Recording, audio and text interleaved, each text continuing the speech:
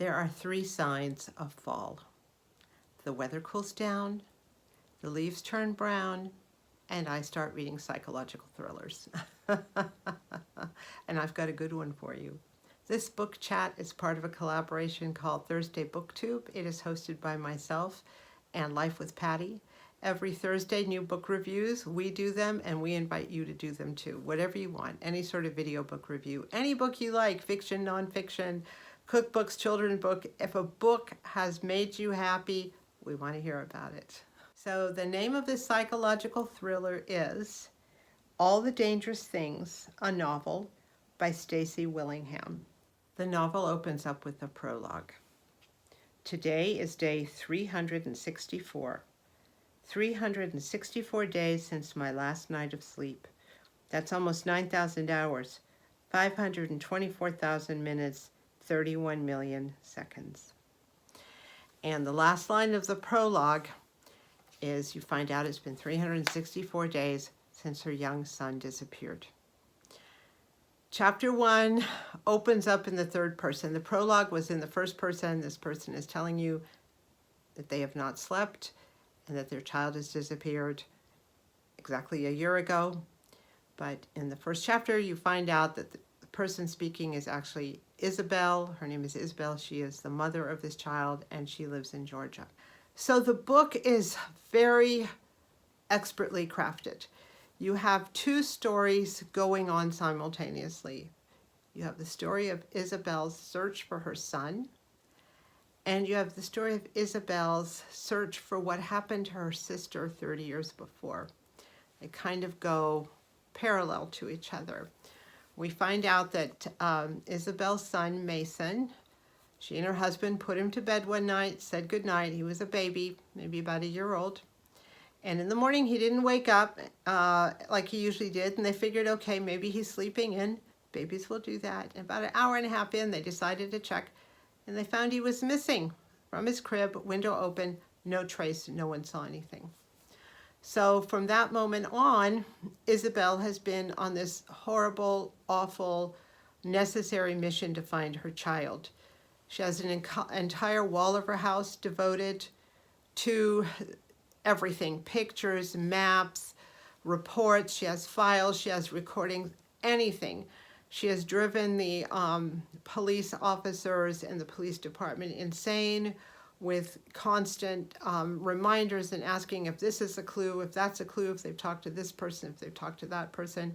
At the time of the opening of the book, she is going to a true crime conference where she's going to talk about her son's case. And the day she gets back, there's a 1-year rally commemoration in her town of Mason's disappearance. So the book kind of goes between 2 periods of time. It starts at the 1-year mark of her son disappearing, Isabelle's son disappearing, and what happens after that true crime conference where she meets a journalist who wants to do a true crime podcast on her son's disappearance. So that is going on. She's talking to him. And we also have a story that happened 30 years before when she was about 12 years old and her sister Margaret was 6 years old. And one night her sister Margaret dies under circumstances that Isabelle does not understand. She just knows that after her sister died, the family kind of fell apart. Her parents stayed married, but they were in this small town in Georgia. Her father was real active in politics there and known over the community.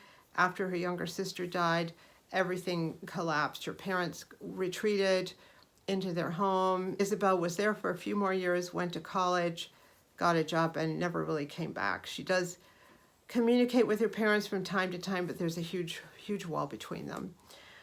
And in the current time, with the disappearance of her own son, her own life falls apart. She and her husband part ways, could not take the stress of the child disappearing and the anguish it caused, and they're going in these separate directions. To complicate the matter, Isabelle has a condition, a lifelong condition that makes her wonder if in some way she might have been inadvertently responsible for both her little sister's death 30 years before and the disappearance of her son. So she is agonizing over that and tortured by that and trying to remember details about her sister's death and about her son's disappearance, not only to solve it, to know what happened, but to solve it for herself, to know if she had any part in it inadvertently. This book is so good. I am not a fan of graphic novels. I don't like a lot of graphic violence. I don't like graphic sex. I just want a good psychological thriller that keeps you thinking and keeps you engaged, and this is definitely it. The people in the book keep shifting. Who is the villain? Who is not the villain? Who is this person? What is this person's role? Why are they saying that? What are they doing? Why isn't anyone taking her seriously? Should she be taken seriously? It is just something else. And the book, it's like watching the water go down the drain. You know what I mean? You start off with a bunch of water and the sink is full, then the water starts to go down and there's less water, then it starts to swirl and swirl and swirl, and then the swirls get smaller and smaller, and pretty soon, whoop, it's gone down the drain. That's exactly how this book is. Up to the end, it was so good, and I'm going to tell you something else. It was very satisfying. So if you are a psychological thriller fan and you want a good one with characters who are well drawn and human and real, then this is a good book for you. I'm going to tell you again the name of it. It is called All the Dangerous Things by Stacy Willingham. I hope if you do read it, you enjoy it, because I give this 5 stars.